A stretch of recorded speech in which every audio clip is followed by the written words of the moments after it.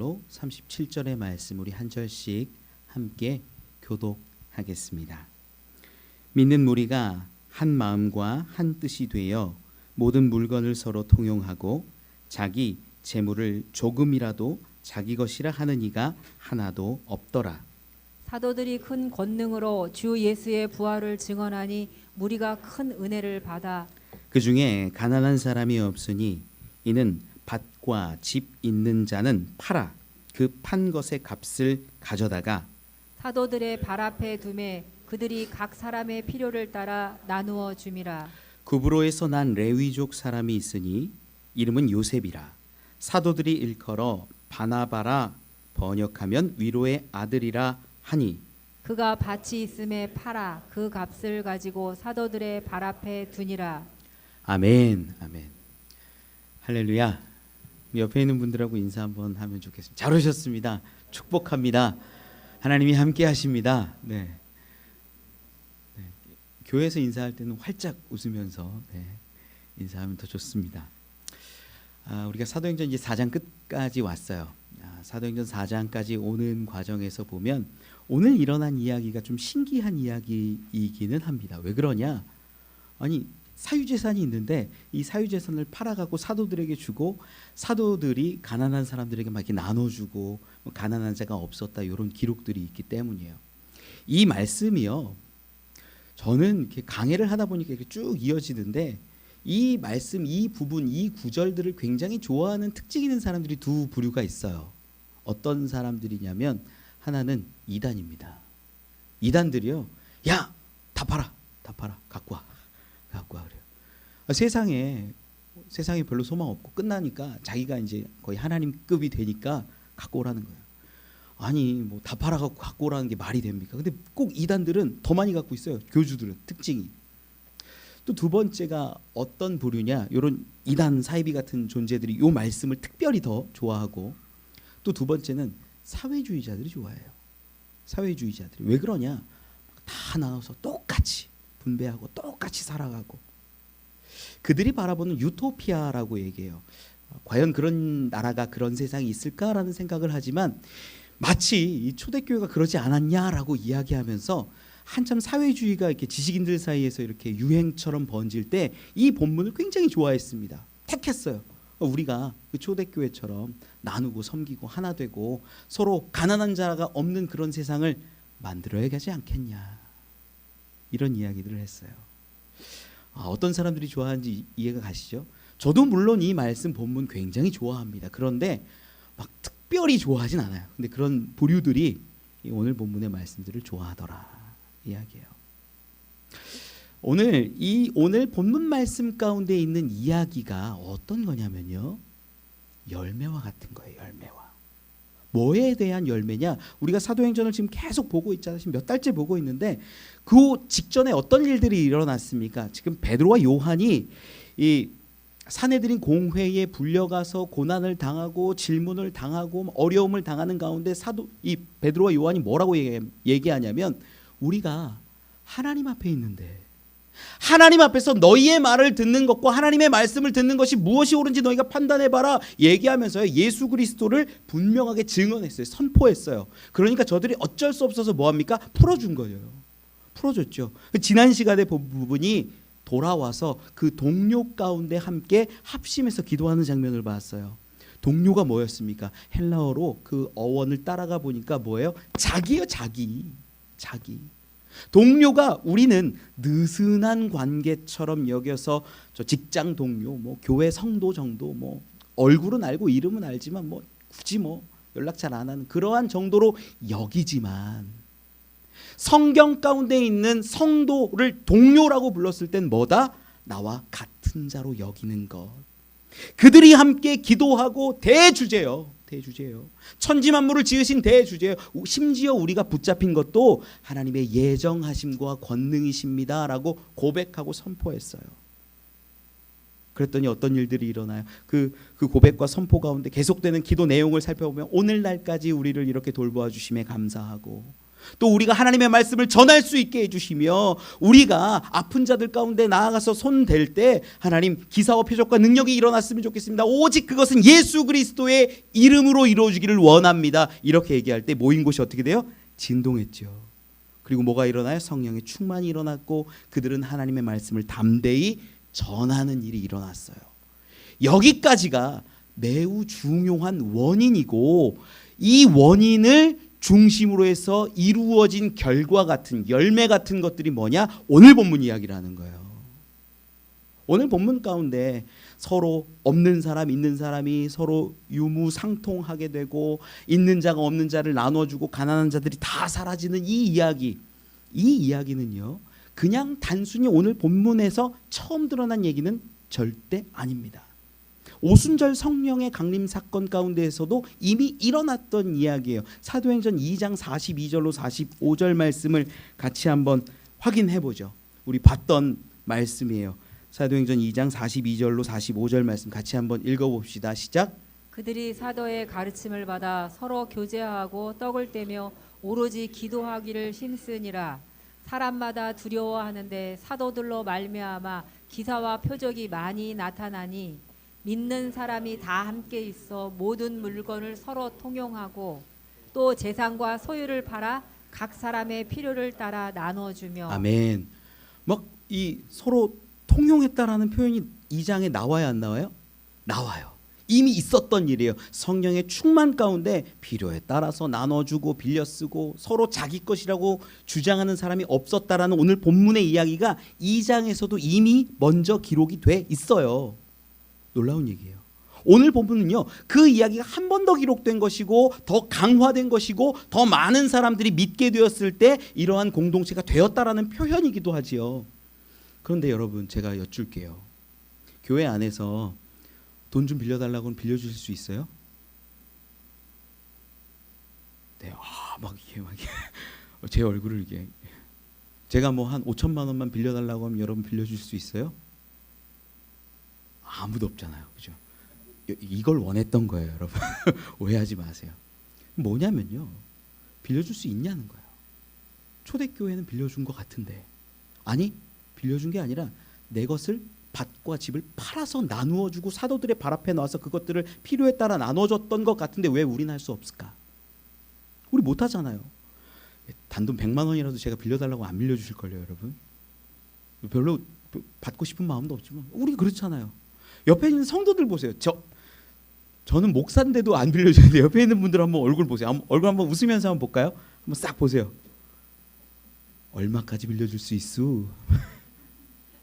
한 10,000원? 20,000원? 정말 마음 넓으면 10만 원? 그 이상 할 수 있어요? 없잖아요. 우리 못해요. 그런데 여러분, 우리가 돈을 아까워하지 않고 줄 수 있는 대상이 딱 하나 있다라고 하면 있어요. 누굴까요?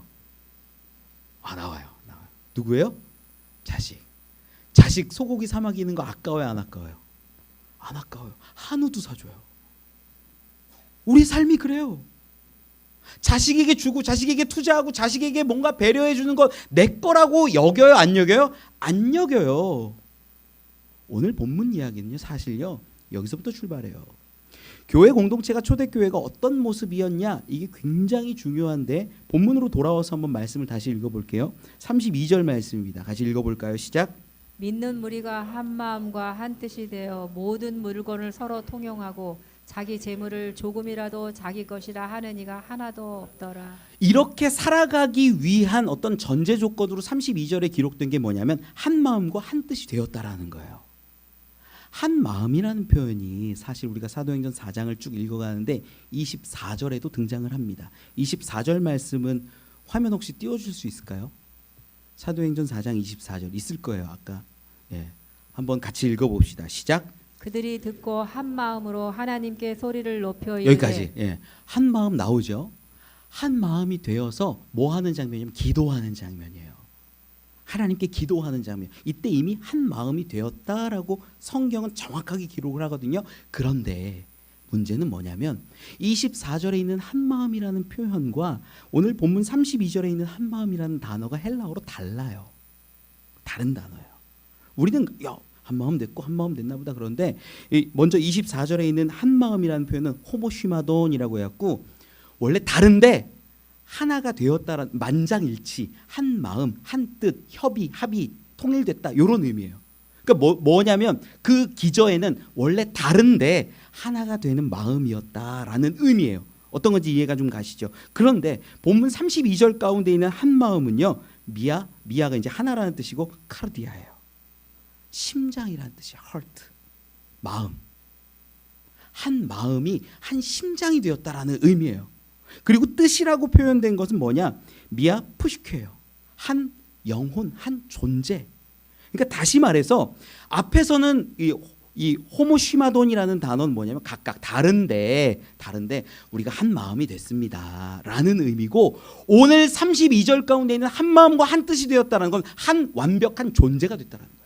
한 마음, 한 심장, 한 심장으로 살았다는 거예요. 같이 그 공동체가 푸시케, 영혼, 존재 이런 의미예요.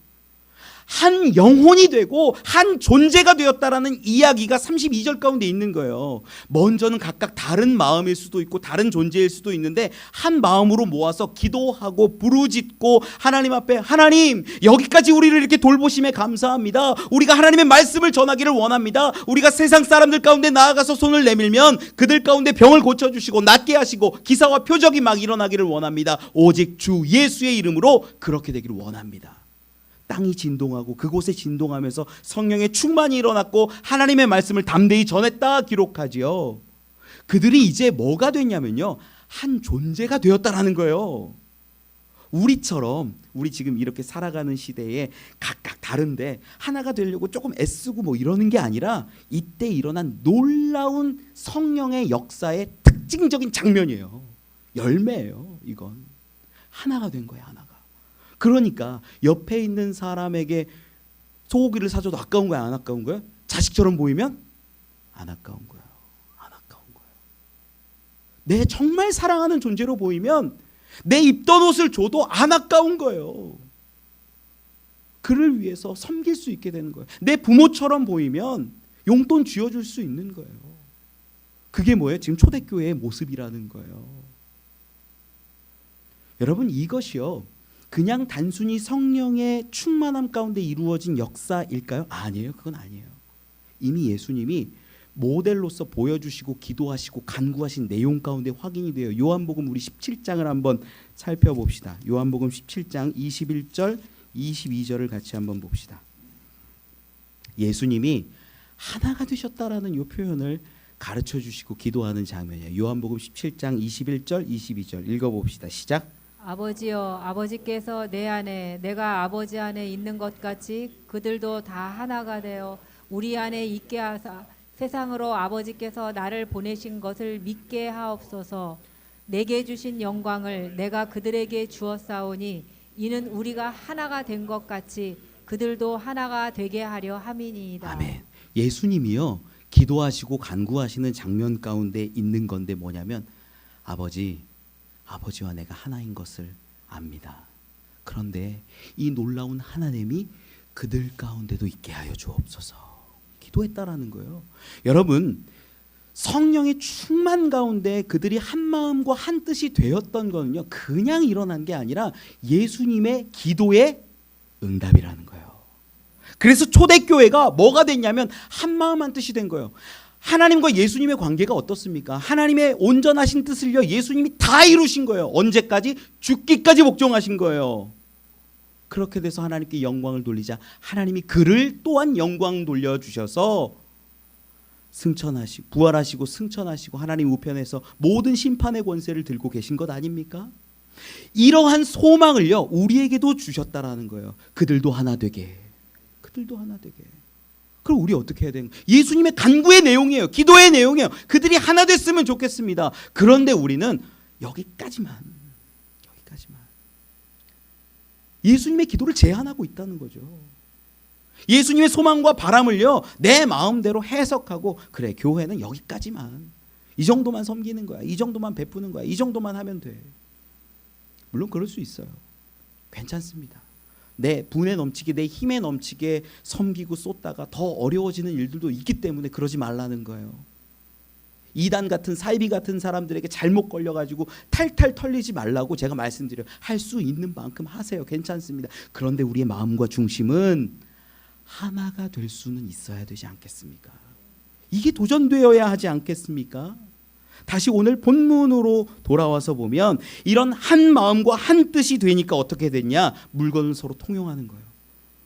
쟤나 나나 나한테 있는 거 쟤 줘도 아무 문제가 안 되는 거예요. 줘도 돼요. 부끄럽지가 않고 문제되지 않고 또 가져와도 괜찮은 거예요. 서로 기쁨으로 하나 된 존재이지요. 그리고 이야기합니다. 내 것이라 조금도 여기는 사람이 없었다는 거죠. 여러분 이건 하나님이 주신 놀라운 열매이고 은혜이고 선물입니다. 자, 이제 말씀을 계속 살펴볼까요? 33절로 35절까지 같이 한번 읽어봅시다. 시작. 사도들이 큰 권능으로 주 예수의 부활을 증언하니 무리가 큰 은혜를 받아 그 중에 가난한 사람이 없으니 이는 밭과 집 있는 자는 팔아 그 판 것의 값을 가져다가 사도들의 발 앞에 두매 그들이 각 사람의 필요를 따라 나누어 줌이라. 아멘. 아멘. 이 공동체의 두 번째 독특한 모습이 보여지네. 먼저 첫 번째는 한 마음과 한 뜻, 완전히 하나 됐다라는 거예요. 하나, 완벽한 하나, 구분할 수 없는. 그래서 줘도 아깝지 않은데 자식 같은 하나님과 예수님 같은 그런 관계가 됐다라는 것이고, 두 번째는 어떤 거냐면 저들이 막 집도 팔고 밭도 팔고 나누어 주어도 조금도 아깝지 않고 불편하지 않고 기뻐하는 모습이 나오는데, 이 말씀을 보니까요 34절에는 먼저 이런 표현이 나와요. 그 중에 가난한 사람이 없으니. 여러분 초대교회 공동체는요 어렵고 죽어가고 힘든 사람을 돕는 공동체지 우리가 부자 되기 위한 공동체가 아니라는 거예요. 근데 우리는 이제 교회 다니면서 신앙생활할 때 어떤 마음으로 많이 오냐면, 야 내가 하나님께 왔으니까 좀 좀 사업 좀 잘 되고 해결되고 문제 좀 잘 풀리고 자녀도 막 빵빵 터지고 막 이렇게 됐으면 좋겠다라는 알게 모르게 내 마음 가운데 그런 기대와 소망을 가지고 나와요. 많이들 그렇습니다. 그런데 오늘 본문에도요 성령의 충만함이 있고 초대교회가 있다면 이들 가운데 정말 우리의 관점으로 본다면 뭐라고 기록돼야지 더 좋으냐면, 야 이렇게 우리가 큰 은혜를 받아서 그 중에 부자가 점점 더 많아지니, 이렇게 기록되는 게 맞을 거예요. 점점 더 부요함이 커지니, 그들이 가진 밭이 늘어남이, 그들이 가진 집이 더 커짐에, 이렇게 성경이 기록되는 게 우리의 관점으로 봤을 땐 맞는데 본문 가운데 보니까 가난한 사람들이 없었다라고 이야기하는 거예요. 그냥 고민하게 하죠. 내가 왜 예수를 믿는가에 대한 질문이 여기 있다라는 거죠. 여러분 저는 여러분들이요 성공하셨으면 좋겠고 건강하셨으면 좋겠고 잘 됐으면 좋겠고 형통했으면 좋겠고 사업도 가정도 잘 됐으면 좋겠어요. 그런데 우리가 신앙생활하고 교회 다니고 예수 그리스도를 붙잡는 이유는 그게 아니라는 거예요. 그게 정답은 아니라는 거예요. 그 정답의 모습이 어디 있냐? 33절 가운데 있는데 33절만 같이 한번 읽어보죠. 시작. 사도들이 큰 권능으로 주 예수의 부활을 증언하니 무리가 큰 은혜를 받아. 왜 집과 밭을 팔아서 내어줄 수 있었냐? 그들에게 부활의 소식이, 부활의 증언이 임했다라는 거예요. 그래서 그 부활 이야기를 들었을 때 뭐가 되는 거예요? 큰 은혜를 받았다라는 거죠. 여러분 교회에서요 어마어마한 것들 많이 합니다. 목회자들 모임들 가보면요 목사님들 막 세미나 하는데 어떻게 하면 성장할 수 있는가, 아파트 근처에 뭘 해야 된다, 문화센터를 해야 된다, 다 저희도 다 하고 있고 여러 가지 하지만 여러분 교회의 본질이 뭘까요? 사람들 많이 오게 하는 거예요? 아니에요. 그게 본질이 아니에요. 예수의 부활을 증거하는 것이 본질입니다. 이걸 흔들리면요 아무것도 못하는 거예요. 교회 수많은 목사님들이 그렇게 어떻게 하면 성도들이 더 많이 오게 할까? 한 번이라도 더 오게 할까? 물론 그 안에 복음도 있고 예수도 있고 다 있겠지요. 그런데 어떤 목사님들 이야기를 들어보면 거기에 너무 많이 이렇게 빠져 있는 거예요. 속상해요. 화가 나요 때로. 우리에게 있어서 중심은 본질은 뭡니까? 오직 예수. 우리를 위해 죽으시고 대속하시고 부활하시고 승천하셔서 모든 죄의 사함을 확증하신 그 예수 그리스도. 그것 외에는 없어요. 여러분 부활을 믿는 신앙과 부활을 믿지 않는 신앙은 갈립니다. 예수 사랑스러울 수 있고요. 예수 믿을 수 있어요. 그런데 부활 신앙이 있냐 없냐는요 이 세상에서 살아갈 때 놀라운 힘과 능력이 됩니다. 여러분 한번 마음에 손을 얹고 생각해 보세요. 나는 부활 신앙이 진짜 있나? 여러분 진짜 부활 신앙 있으십니까? 아멘 한번 해보세요. 난 부활 신앙 있습니다. 아멘. 정말이에요 이거. 부활 신앙이 있는 사람들이 세상의 삶의 모습이 달라요. 그런데 마음에 부활 신앙이 정말 없으면 하나님 나라에 대해서 보이지도 않고 막연하고 있을까 없을까 마치 보험 들듯이 교회 신앙생활하는 사람들도 있어요. 아니에요. 예수 그리스도가 부활의 첫 열매가 되셨고 우리는 그와 동일한 삶을 살아가게 될 것입니다. 그 소망이 있는 사람들은 달라요. 히브리서 11장 35절로 38절 말씀 같이 한 번만 읽어보죠. 히브리서 11장 35절로 38절입니다. 같이 읽어봅시다. 시작. 여자들은 자기의 죽은 자들을 부활로 받아들이기도 하며 또 어떤 이들은 더 좋은 부활을 얻고자 하여 심한 고문을 받되 구차히 풀려나기를 원하지 아니하였으며 또 어떤 이들은 조롱과 채찍질 뿐 아니라 결박과 옥에 갇히는 시련도 받았으며 돌로 치는 것과 톱으로 켜는 것과 시험과 칼로 죽임을 당하고 양과 염소의 가죽을 입고 유리하여 궁핍과 환난과 학대를 받았으니 이런 사람은 세상이 감당하지 못하느니라.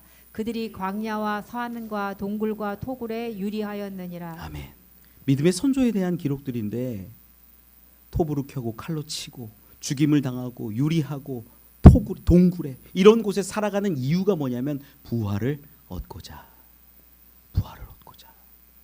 그 소망 때문에 이 세상의 어려움과 아픔과 눈물들을 이겨낼 수 있었다 없었다? 있었다. 여러분 신앙생활 하는데 내 앞에 있는 이 땅 가운데 있는 삶의 어떤 요행을 바라는 신앙생활이 아니라 저 하나님 나라 천국을 바라볼 수 있는 부활 신앙의 소유자들이 되기를 축원합니다. 우리 가운데 이게 있어야 세상의 어려움도 이겨낼 수 있는 거예요. 이게 없으면 흔들리는 거예요. 부활 신앙 여러분 가운데 너무나 중요해요. 다시 오늘 본문으로 돌아와서 보면 이제 문제 해결을 좀 하나 해야 되는데 사회주의자들이나 뭐 사이비들은 둘째치 그냥 뭐 그건 뭐 안 봐도 괜찮아요. 사회주의자들 같은 경우에는 오늘 본문을 굉장히 좋아한다고 제가 말씀을 드렸잖아요. 왜 그러냐? 열매만 보니까. 야, 기독교 가운데 이러한 글들이 있더라. 야, 우리 사회주의가 추구하는 방향이 뭐야? 모두가 다 같이 행복하고 잘 사는 세상, 너 나 할 것 없이 뭐 공산주의도 마찬가지고 막 그래요. 이렇게 되면서 보니까 지식인들 사이에 굉장히 광풍이 불었어요. 옛날에. 그러면서 보니까 성경에 이런 기록이 있는 거예요. 야, 이게 우리가 소망하는 우리가 바라는 유토피아 같은 거 아니냐? 성경하고 사회주의하고 막 대화를 시도했어요. 실제로. 물론 지금은 다 이제 그것들이 끊어지긴 했지만 한때 유행처럼 번졌습니다. 왜 그래요? 열매만 보기 때문이에요.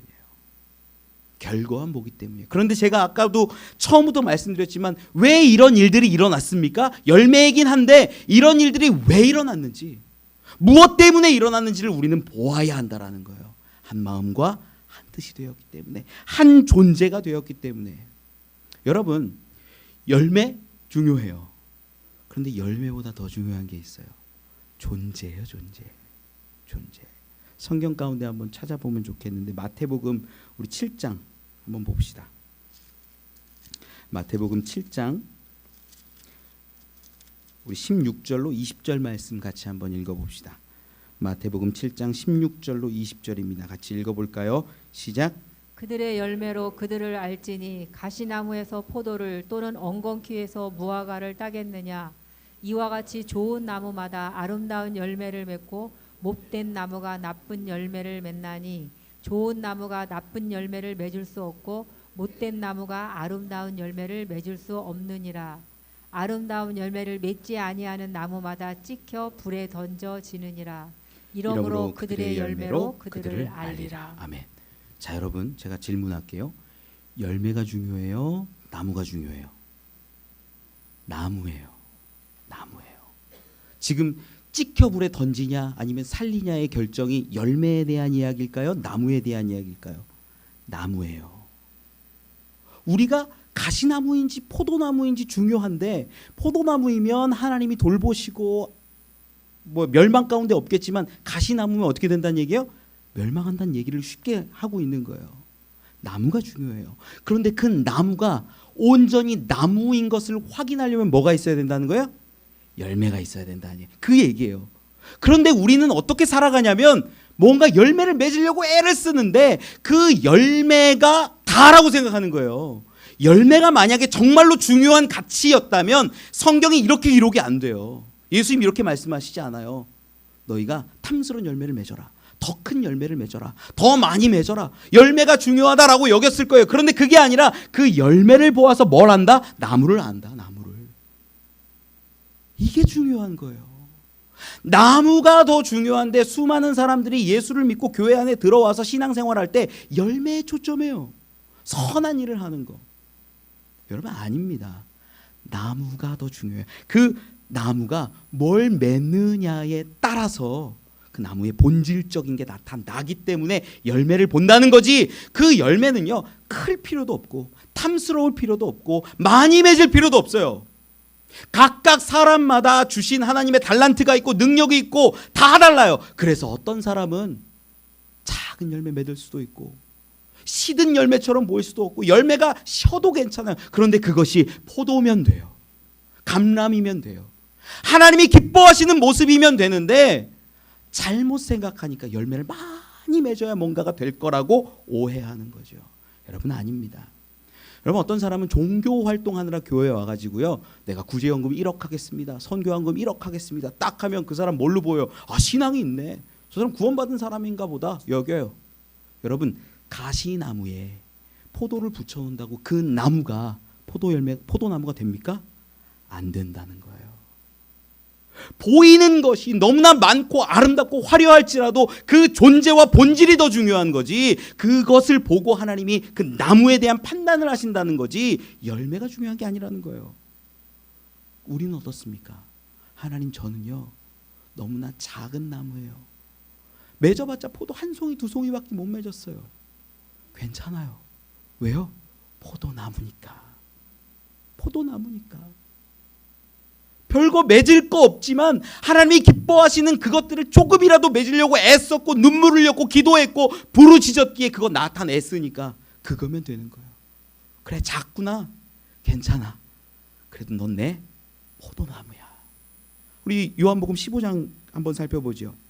요한복음 15장 4절과 5절 말씀 같이 한번 읽어봅시다. 요한복음 15장 4절 5절 시작. 내 안에 거하라 나도 너희 안에 거하리라. 가지가 포도나무에 붙어있지 아니하면 스스로 열매를 맺을 수 없음 같이 너희도 내 안에 있지 아니하면 그러하리라. 나는 포도나무요 너희는 가지라. 그가 내 안에 내가 그 안에 거하면 사람이 열매를 많이 맺나니 나를 떠나서는 너희가 아무것도 할 수 없음이라. 아멘. 본질이에요. 우리가 열매 많이 맺으려고 선한 일 많이 하려고 포도 막 주렁주렁 달려고 탐스럽게 하려고 막 이렇게 해야 돼요? 아니라는 거예요. 우리가 그저 노력할 게 하나 굳이 있다라고 친다면 예수께 접붙여져 있는가? 우리는 가지밖에 안 되는데 그 포도나무에 붙어져 있어서 주님이 주시는 은혜와 놀라운 능력으로 내가 열매 맺고 있느냐, 이게 중요하다라는 거예요. 여러분 성령의 9가지 열매 있죠. 그거 헬라어로 보면요 단수형이에요. 성령의 열매는 9가지가 아니라 오직 하나님의 열매, 성령의 열매 하나예요. 왜요? 내가 맺은 거예요? 아니에요. 성령이 맺으신 거예요. 하나님이 맺으신 거예요. 우리 인생 가운데 나오는 선한 모습들이 있다면 그거 누구 거예요? 하나님 거예요. 왜? 내가 하나님의 자녀이고 하나님의 백성이고 하나님께 예수 그리스도께 접붙여져 있기 때문에 드러나는 자연스러운 열매라는 거예요. 그러니 여러분 만약에 여러분 노력하시려거든 선한 열매를 많이 맺으려고 노력하는 게 아니라 어떻게 하면 내가 주님의 뜻을 따를까, 주님께 접붙여져 있고 주님께 붙어 있으려고 애쓰는 게 오히려 더 옳은 거지. 많이 맺어야지, 내가 헌금 10억 해야지 20억 해야지, 아무 소용없어요. 주님께 얼마나 더 가까이 가려고 애쓰고 주님께 얼마나 더 붙여져 있으려고 노래하고 기도하고 부르짖는 그 모습, 그것을 하나님은 더 기뻐 받으신 줄 믿습니다. 그러면 우리 가운데 이제 놀라운 성령의 열매들이, 예수 그리스도의 열매들이 그분 안에 있을 때 너무나 많이 맺혀진다라는 거예요. 이 개념을 가지고 오늘 본문을 보면 이해가 가는 거예요. 한 마음과 한 뜻이 되고 예수님이 기도하셨어요. 저들이 하나가 됐으면 좋겠습니다 하나님. 그러니까 하나님께서 성령을 부어주시고 그것이 진동하고 하나님의 말씀을 담대히 전하는 가운데 한 마음 한 뜻이 되니까 열매들이 일어나는 거예요. 그 열매가 뭐였냐? 서로 통용하고 내 집 팔아도 아깝지 않고 내 밭 팔아도 아깝지 않고 나눠주고 같이 쓰고 함께 있는 모습, 그것이 되었다라고 성경은 기록하는 겁니다. 이것이 왜 중요한가? 이 장면 이후에 본문 말씀을 보면 이제 바나바 이야기 나오고 읽고 갈까요? 우리 36절과 37절 말씀 같이 읽어봅시다. 시작. 구브로에서 난 레위족 사람이 있으니 이름은 요셉이라. 사도들이 일컬어 바나바라, 번역하면 위로의 아들이라 하니 그가 밭이 있음에 팔아 그 값을 가지고 사도들의 발 앞에 두니라. 아멘. 이 부분을 먼저 내용적으로 좀 간단히 정리를 하고 보면, 먼저 이름이 뭐예요? 이름이 요셉이에요. 요셉. 바나바로 다 기억하고 있죠. 원래 이름 요셉이에요. 요셉. 근데 요셉인데 사도들이 뭐라고 이름을 붙여주면 바나바라. 바가 이제 아들이라는 뜻이고 나바에서 바나바 하면 위로의 아들이다, 이런 의미예요. 그러니까 바나바라 이름을 지어주는데 그 성품이 나오죠. 성품이 어떤 거예요? 위로해 줄 수 있는 사람. 괜찮니? 아프진 않아? 그래, 수고했어. 막 위로해주고 좋은 얘기해주고 좋은 말 해주고 누군가를 살려낼 수 있는 그런 사람이었죠. 바울과 사도들 가운데 관계했던 자가 바나바이기도 해요. 근데 이 사람의 출신에 대해서 성경은 기록을 합니다. 어디 출신이래요? 구브로에서 났다라고 해요. 구브로가 어디냐면 바울이 이제 전도 여행하다가 이제 구브로 가서 거기 이제 섬이에요, 섬. 그 근방에 있는 꽤 큰 섬이었는데, 이 구브로 지역 사람이라는 건 이방 지역에서 난 사람이라는 것을 의미해요. 뭐냐? 이스라엘 사람인데 밖에 있다라는 건 디아스포라 유대인을 의미합니다. 그러니까 이스라엘 지역에서 나고 생활한 게 아니라 구브로 지역에서 태어난 자라는 거죠. 근데 그 사람의 족속이 어디 족속이에요? 레위 족속. 신명기 18장 1절 2절을 보면 기록을 해요. 화면 띄워주실래요? 같이 읽어봅시다. 시작. 레위 사람 제사장과 레위의 온 지파는 이스라엘 중에 분깃도 없고 기업도 없을지니 그들은 여호와의 화제물과 그 기업을 먹을 것이라. 그들이 그들의 형제 중에서 기업을 가지지 않을 것은 여호와께서 그들의 기업이 되심이니 그들에게 말씀하심 같으니라. 아멘. 레위인들은요, 자기 개인의 사유재산이 있어요, 없어요? 없어요. 왜?